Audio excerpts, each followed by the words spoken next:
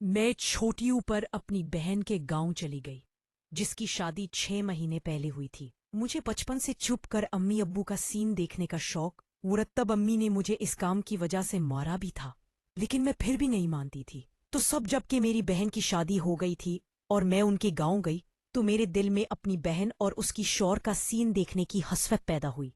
मैं रात को खट्टी से छुपकर बाजी और उसका सीन देख रही थी। तब भी कोई पीछे से आया, मेरे मुंह पर हाथ रखकर मुझे कमरे में ले गया। और फिर सारी रात मेरा नाम शाजिया है और मैं लाहौर के खाते पीते घराने ताल्लुक रखती हूँ। मेरी उम्र उस वक्त 6 साल की है और ये वाकया जो मैं आपके सामने पेश कर रही हूँ, ये 2 साल पहले का है, जब मैं बीए कर रही थी। बचपन से कैमी अब्बू के सीन देखती थी और उसी वक्त से कुछ गंदी आदतें मेरे अंदर आ चुकी थी। जबकि मेरी बड़ी बहन बहुत शरीफ और समझदार थी। उसका नाम नाजिया है।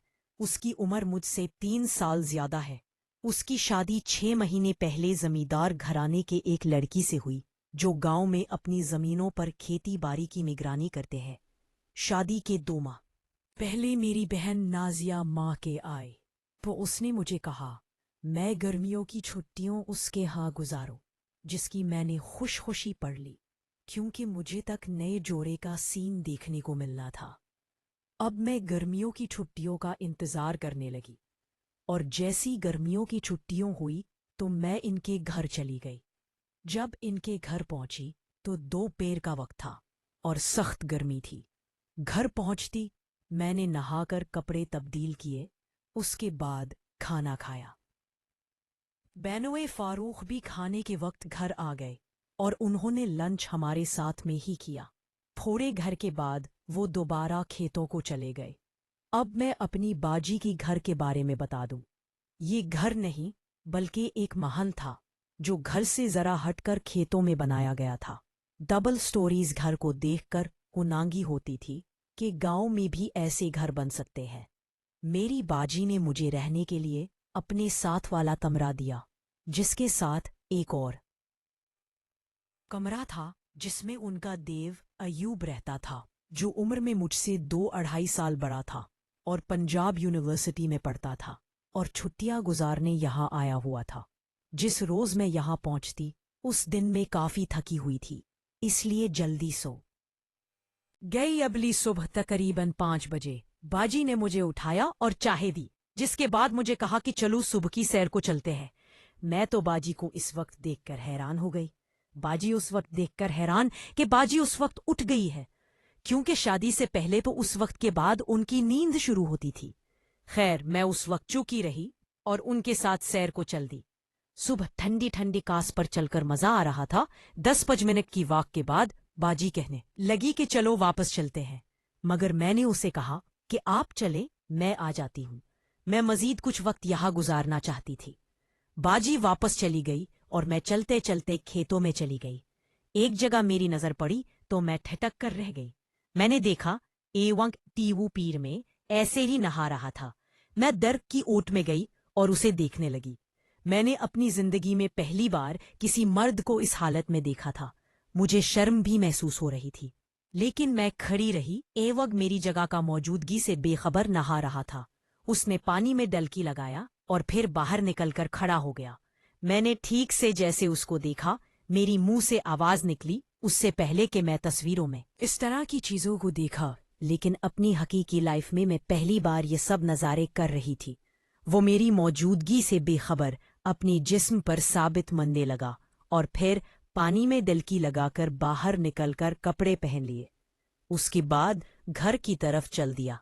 मैं कुछ देर वहां रखी और फिर मैं भी घर की तरफ चल पड़ी। उसको इस हालत में देखकर मैं काफी परेशान हो चुकी थी। घर पहुंची तो बाजी ने नाश्ता लगा दिया। मैं टेबल पर आई तो यूब भी आ गया और मेरे साथ वाली कुर्सी पर बैठ गया। मुझे उससे देखकर काफी शर्म महसूस हो रही थी। नाश्ता के बाद वो मेरे बेनोई फारूक की किसी काम से शहर चले गए और बाजी ने यूब को कहा कि वो शाजिया को अपनी फार्म हाउस दिखा लाए, जिस पर यूब कहने लगा, क्यों नहीं, चलो शाजिया, तुम्हें अपना फार्म हाउस दिखाते हैं। सुपरसूज हालत में देखने के बाद मुझे उसके पास बैठने पर भी शर्म महसूस हो रही थी।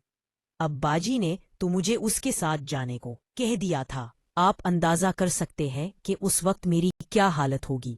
خیر، میں نے انکار نہ کر سکی اور اس کے ساتھ ہولی ہم لوگ پیدلی فارم ہاؤس کی طرف چل دیے۔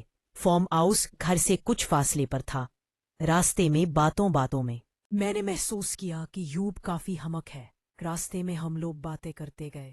کچھ دیر کے بعد ہم لوگ فارم ہاؤس پہنچ گئے، جہاں اس نے مجھے اپنے گوئیں اور ملٹے کے باغ دکھائے، اور اس کے باپ نے ڈیری فارم پر لے گیا اور کہنے لگا، میں تم کو ڈیری فارم دکھاتا ہوں۔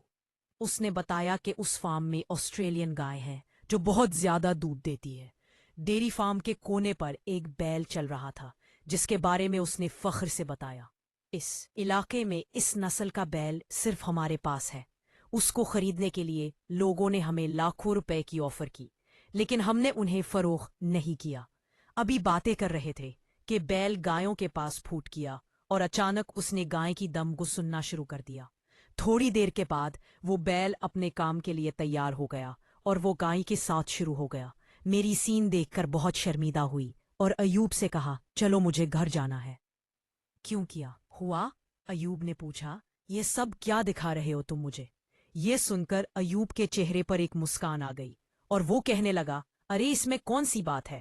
سانڈ کا کام ہے، وہ گائے کو نہیں کرتا ہے۔ دیکھا نہیں تم نے؟ وہ اپنا کام کر رہا ہے۔ بیل ابھی ٹھیک لگا ہوا تھا، اوپر چڑھا ہوا تھا۔ ایوب اسی کی طرف دیکھ رہا تھا۔ یہ سب کچھ میری برداشت سے باہر ہو رہا تھا، اس لیے میں وہاں سے واپس چل دی۔ ایوب بھی ساتھ ہو گیا اور کہنے لگا، یہ نیچرل بات ہے۔ اس کے چہرے پر اب عجیب سی مسکراہٹ تھی۔ میں نے اپنی قدم تیز تیز اٹھانا شروع کر دیے۔ ایوب نے بھی اپنی رفتار بڑھا دی اور چلتے چلتے کہنے لگا، دیکھو شاید یہ نیچرل بات ہے، انسان بھی یہی کچھ کرتے ہیں۔ میں خاموشی سے چلتی رہو۔ گھر آ کر اپنے کمرے میں چلی گئی۔ کمرے میں جا کر میری حالت خراب ہونے لگی۔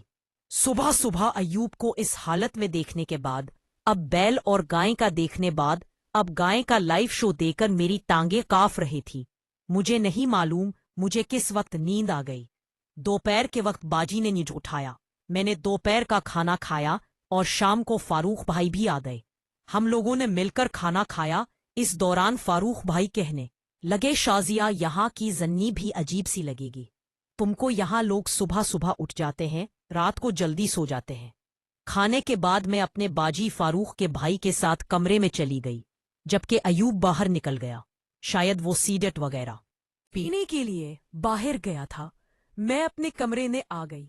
زینب صبح والے سارے سین چل رہے تھے جس سے مجھے ہوشیاری آ رہی تھی۔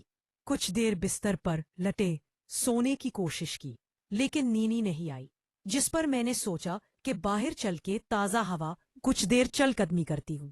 یہ سوچ کے میں اپنے کمرے سے باہر آ گئی۔ گھر کے چاروں طرف برآمدہ تھا جس میں تمام بلی بافتیں۔ میں برآمدے میں چل قدمی کر رہی تھی کہ باجی کے کمرے کی کھڑکی کے پاس پہنچی تو اندر سے کچھ آوازیں سنائی تھی، جس پر میں پھرنے کے پاس ہی روٹی کمرے کے اندر نیلے رنگ کا بلب جل رہا تھا۔ میں نے دیکھا کہ فاروق بھائی بیڈ کے پاس کھڑے ہیں۔ انہوں نے دھوتی پہنی ہوئی ہے، انہوں نے شلوار قمیض پہنی ہوئی ہے۔ فاروق بھائی نے باجی کا بازو پکڑ کر اٹھ اور کہنے لگے، میری رانی، آج تو بہت خوبصورت لگ رہی ہو۔ اس